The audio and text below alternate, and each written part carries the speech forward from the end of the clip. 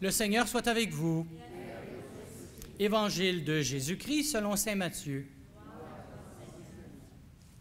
Jésus était venu dans la région de Césarée de Philippe et il demandait à ses disciples, « Le Fils de l'homme, qui est-il, d'après ce que disent les hommes? » Ils répondirent, « Pour les uns, il est Jean-Baptiste, pour d'autres, Élie, pour d'autres encore, Jérémie est l'un des prophètes. » Jésus leur dit, « Et vous, que dites-vous?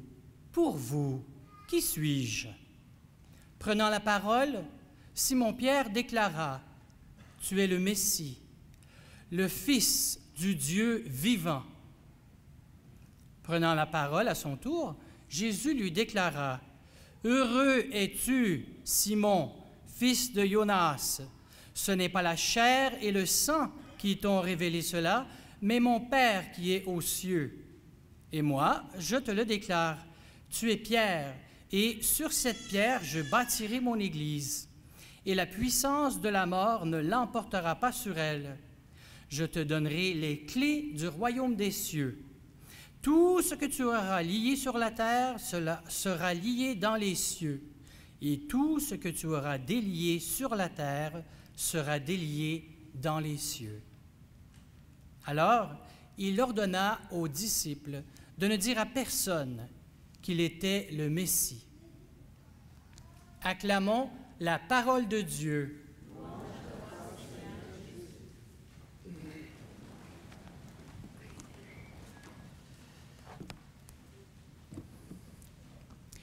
Mes frères et sœurs, notre vocation chrétienne, ça veut dire de nous impliquer, d'être en cheminement continuellement et surtout d'être actifs dans ce cheminement et ne pas seulement être des personnes qui vivent de manière passive.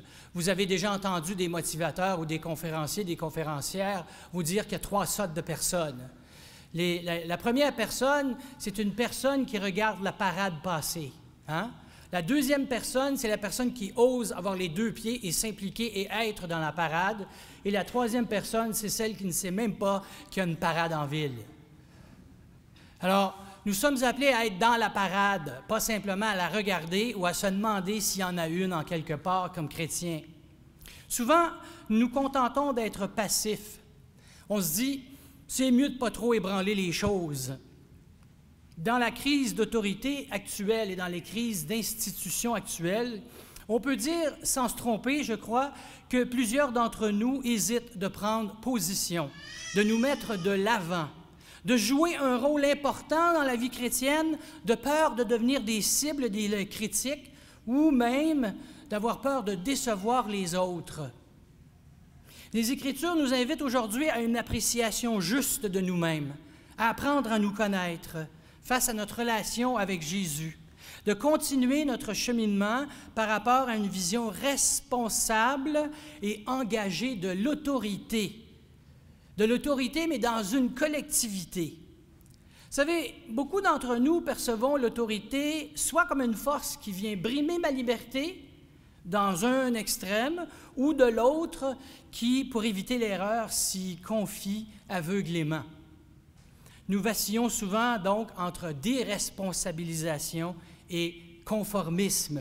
Mais il y a une troisième voie, il y a une manière d'exercer du discernement comme chrétien et chrétienne et de s'engager, d'être en cheminement.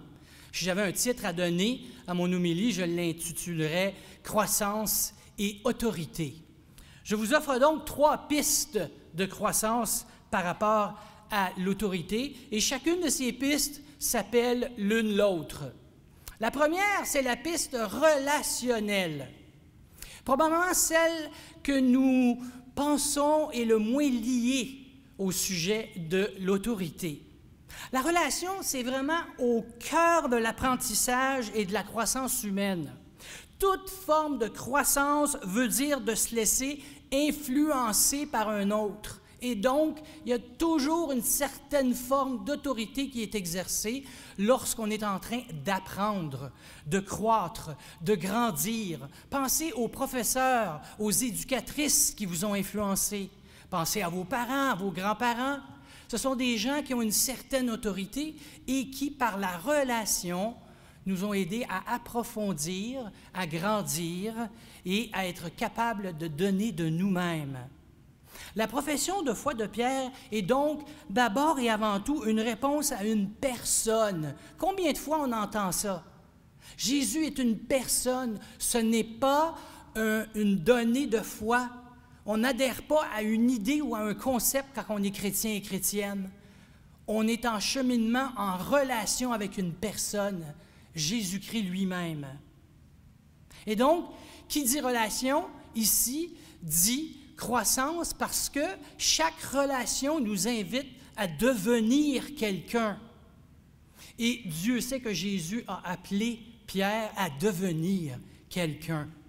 Vous savez, aujourd'hui, quand on regarde l'Évangile, la plupart d'entre nous, on se dit, bon, c'est bien, c'est Pierre, on l'a entendu souvent. Oui, il a les clés.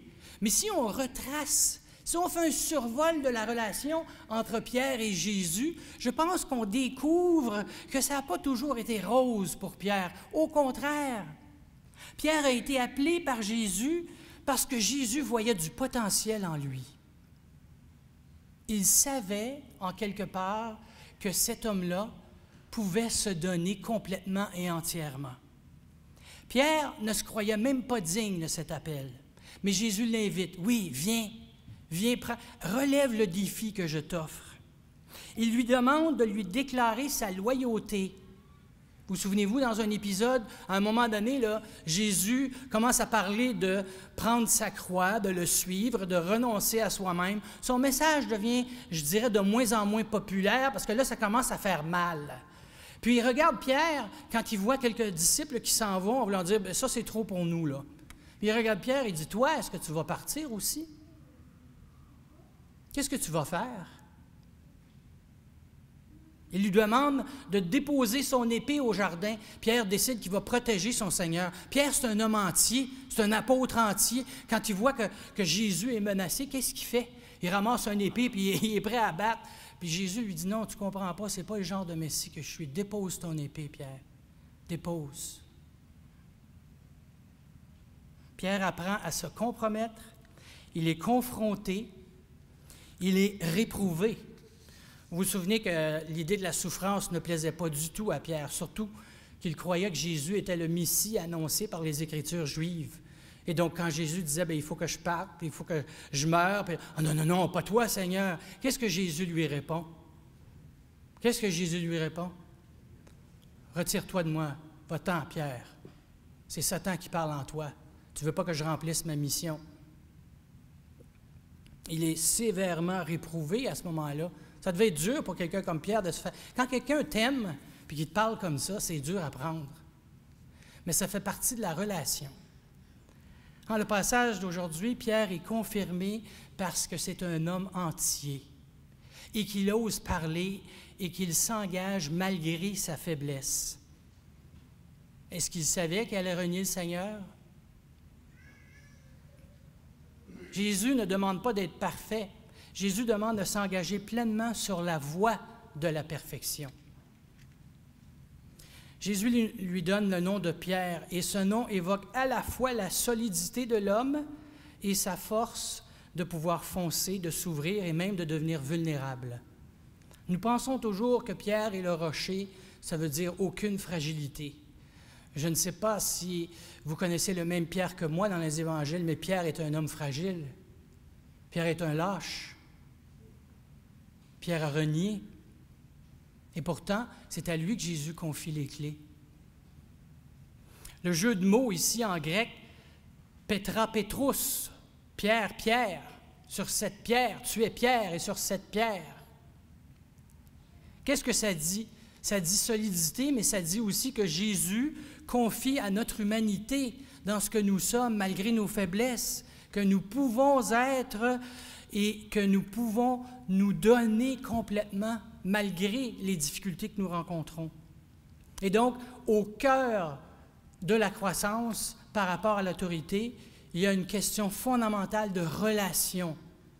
Deuxièmement, il y a la question institutionnelle, qui est vraiment celle qu'on aborde habituellement à partir, je dirais, d'une lecture par rapport à adhérer à un contenu, puis bon, on ne devrait pas déroger de ça. J'aimerais l'aborder autrement avec vous. La première lecture nous aide à comprendre l'image de la clé ou des clés. Vous savez, en quelque part, la responsabilité qui est conférée à Éliakim dans la première lecture, elle semble être, à tout le moins à premier abord, sans connaître et regarder l'image, une grande manière d'être considéré. Je te fais confiance et donc je te confie les clés. Mais la clé est déposée sur l'épaule. Et on peut y voir là une image très parlante qui parle d'une charge à porter, et disons-le même peut-être un joug. C'est pas facile d'être responsable. Au contraire, c'est exigeant. Ça nous demande. Des fois, on a l'impression que les épaules nous pèsent. Mais Jésus nous rappelle toujours que son joug à lui est léger et qu'il est humble de cœur et donc qu'il sera là avec nous pour porter les responsabilités qui nous incombent.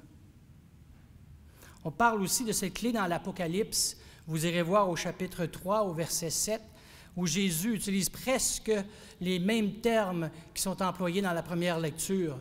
Là où j'aurai ouvert, ça restera ouvert, et là où ce sera fermé, ça restera fermé, en parlant du royaume.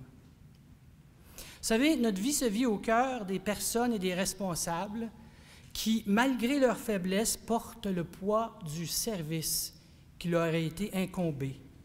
Ces personnes doivent s'assurer que les préceptes divins sont respectés et préservés, surtout dans les questions doctrinales. L'épisode d'aujourd'hui fait surtout allusion à ça. Délier et lier. Qui a ce pouvoir? C'est le pape, évidemment, par la succession. Mais j'aimerais aussi vous mentionner d'autres exemples où, parfois, la responsabilité du service doit trancher, et heureusement. Vous vous souvenez, il y a à peu près, je pense que ça fait 1 mois ou 2, le pape a annoncé 2 fois qu'il excommuniait. Une fois, il a excommunié un évêque qui vivait dans une résidence qui lui avait coûté, tenez-vous bien, 4 millions d'euros à construire. Ça, c'est environ 6 millions canadiens, là. C'était sa résidence personnelle. Qu'est-ce que François a dit? Non. Ce n'est pas des évêques comme ça que l'Église doit avoir. C'est scandaleux, c'est du luxe obscène. Il n'y en est pas question. Au revoir. Si tu es ici pour toi et non pour le peuple de Dieu et les pauvres, va-t'en. On a besoin de quelqu'un qui dit ça. C'est nécessaire à notre Église. Pensez à la 2e excommunication qui a été mentionnée dernièrement. Quelle est-elle? Est-ce que vous le savez? Qui, en Italie, a été excommunié dernièrement? Les mafiosi. Les mafiosi ont été excommuniés. Des gens qui tuent, qui violent, qui fraudent, qui vivent dans la corruption. Puis le week-end, ils vont à la messe comme tout le monde. François dit non. Non, non, vous ne pouvez pas aller contre toutes les valeurs de l'Évangile, ne pas respecter votre prochain, manger la laine sur le dos, le tuer, faire des vies complètement corrompues, puis je suis pardonné par le Seigneur. Non, non. Est-ce que vous voulez vraiment vous réformer? Oui, soyez les bienvenus. Mais si vous voulez continuer à vivre comme ça, vous vous excommuniez vous-même. On a besoin de figures d'autorité qui font cela, pour qu'on continue, nous, à savoir que comme chrétiens et comme chrétiennes, il y a des gens en quelque part qui s'occupent que nous vivions en frères et sœurs et que quelqu'un tranche. Il faut bien comprendre que l'aspect institutionnel est lié à l'aspect relationnel.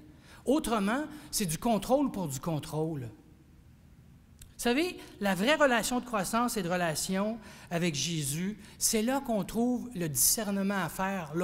François, il a dû discerner ces gestes-là. Il ne s'est pas levé un matin et dit « Bon, je vais faire ça, là. » Il a fallu qu'il lui réfléchisse dans la prière et qu'il discerne ça comme il faut. Nous sommes appelés à la même chose. Quelle est votre responsabilité première? Quelle est l'autorité que vous avez, vous, dans votre milieu? Ne serait-ce que comme leader chrétien ou chrétienne, comme parent. Hein? Vous devez utiliser le discernement. Qu'est-ce que je fais? Comment est-ce que je dis telle chose à mon enfant, à ma sœur, à mon frère, à mon oncle? Nous avons tous à croître dans une vision d'autorité où le discernement est la position mitoyenne entre conformisme aveugle et fausse liberté que je peux faire tout ce que je veux, puis le Seigneur va me pardonner. Vous savez que je pense qu'il est très important que notre relation avec Jésus, avec Dieu, soit au cœur de notre croissance, surtout quand il est question d'autorité. Parce qu'une autorité, ça peut être tellement brimant et en même temps, ça peut tellement être aidant, ça peut tellement guider. Prenons le passage de la lettre de Paul qui nous rappelle la primauté de Dieu, son amour surabondant. Il nous permet de voir l'autorité à sa juste place. Il faut connaître en profondeur et sonder l'insondable. Essayer de comprendre l'incompréhensible. Vous savez, mon père, c'est un homme qui a un sens très pratique. Et lui, il me dit, vous savez, Daniel, il dit, je suis très content que l'Église ait changé. C'est un 68 heures. Là. Lui, il a eu le petit catéchisme là, où les réponses, questions-réponses étaient toutes faites. Là, hein? Puis, il y avait une certaine réaction par rapport à ça. Il me disait, et je crois qu'il a raison, il dit, je comprends pas ça, moi, il dit, Daniel, il dit, à chaque fois que le prêtre ne savait pas quoi nous répondre, il dit, ah, ça, c'est un mystère. Ça ne s'explique pas. C'est comme si c'était sa défaite. Il dit, moi, j'aime bien mieux dire à quelqu'un, je ne le sais pas, puis la semaine prochaine, je vais revenir avec quelque chose. Autrement dit, notre foi cherche toujours à comprendre, mais en même temps, elle sait que Dieu est incompréhensible. C'est-à-dire que de plonger dans le mystère de qui est Dieu, il faut le faire à partir d'une connaissance intellectuelle, mais d'une connaissance humaine et spirituelle. Qui ici ne pourrait pas me dire que les choses les plus importantes qu'ils ont appris, c'est à la lumière de l'amour qu'ils ont reçu ou qu'ils vivent avec une personne?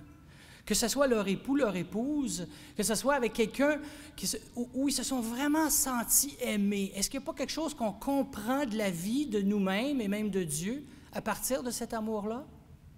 Est-ce que ça veut dire qu'on devrait arrêter d'essayer de l'expliquer? Non.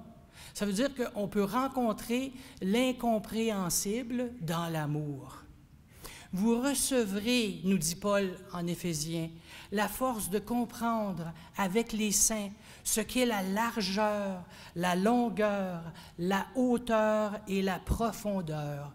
Vous connaîtrez l'amour du Christ qui surpasse toute connaissance et vous entrerez par votre plénitude dans toute la plénitude de Dieu. Cette profondeur fait appel au mystère. Mystère que nous sommes appelés à approfondir toujours en essayant de se laisser séduire par le mystère. Ce n'est pas un mystère qui nous fait peur, c'est un mystère qui est attractif. Sans cette dimension de profondeur et de mystère, toute forme d'autorité risque de vouloir usurper la place de Dieu et de ne pas être au service des autres, mais d'être absorbé par se perpétuer soi-même au service de soi-même. C'est pour ça qu'il est très important que le relationnel, l'institutionnel et le spirituel soient en lien l'un avec l'autre. Autrement, on en reste à un seul niveau et ce n'est pas suffisant. C'est l'amour qui offre le meilleur point de touche entre ces trois dimensions pour favoriser la croissance face à une vision ajustée de l'autorité. L'autorité du service est acquise dans une relation maître-disciple. Elle se vit là où l'amour est le fondement de la croissance. Si Pierre ne se savait pas profondément aimé de Jésus, il n'aurait pas pu dire « Oui, je te suis, Seigneur. Oui, tu es le Messie. » Si Pierre n'aimait pas et s'il ne se sentait pas aimé, comment aurait-il pu suivre?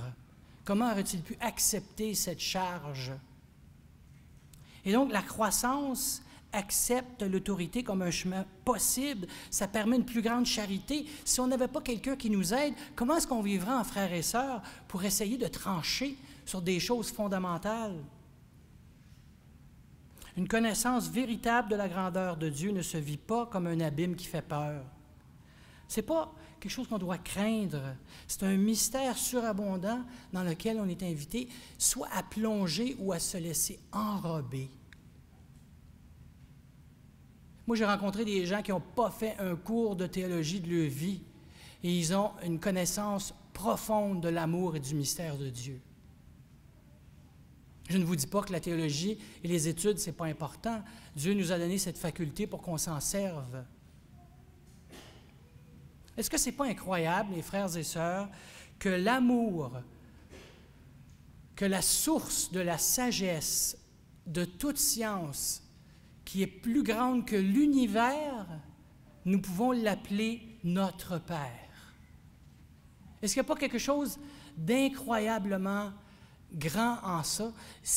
Ça dépasse l'entendement de dire cet être qui est Dieu, qui est si grand et en même temps si personnel à nous.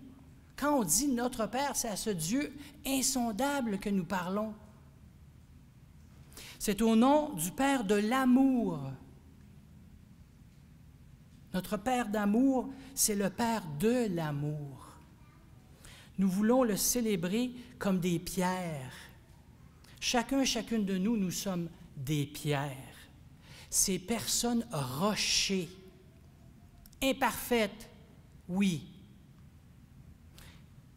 Et nous sommes appelés à sécuriser, à protéger et à ce que les gens s'accrochent à nous dans la tempête de la vie. Pensez-y. Quelles ont été les personnes rochers pour vous? Est-ce que l'Église n'en est pas un, rocher? Moi, j'ai rencontré des gens qui ont voyagé beaucoup, puis ils vont dans une église au Moyen-Orient, dans le continent africain, au Burundi, au Pérou. On a des gens ici qui ont voyagé, qui l'ont vécu. Est-ce que ce n'est pas une source de sécurité, ça? Qu'est-ce que Dieu nous dit là-dedans? Qu'est-ce qu'il nous dit? Viens te mettre debout ici. Je vais te protéger, je vais te sécuriser. Reste ici pour que tu puisses être un rocher pour les autres. Mes frères et sœurs, nous sommes des pierres et la pierre angulaire, c'est Jésus. Et la meilleure manière d'être solide ensemble, c'est de se coller à lui. Quand on crée une charpente architecturale, la pierre angulaire détermine tout. Tout y est rattaché. Collons-nous à cette pierre qu'est Jésus, pour que nous-mêmes, les gens, viennent chercher la protection, la sécurité, l'amour bienfaisant dont ils ont besoin dans les tempêtes de la vie. Il y a tellement d'insécurité autour de nous. Où vont-ils la trouver? Nous avons le devoir de le proposer comme un chemin de vie et comme un chemin de bonheur. Que Jésus nous aide à ce que nous soyons capables de nous faire assez confiance, comme Pierre, de prendre cette clé qui nous est confiée, de la mettre sur notre épaule et d'avancer dans la confiance. Amen.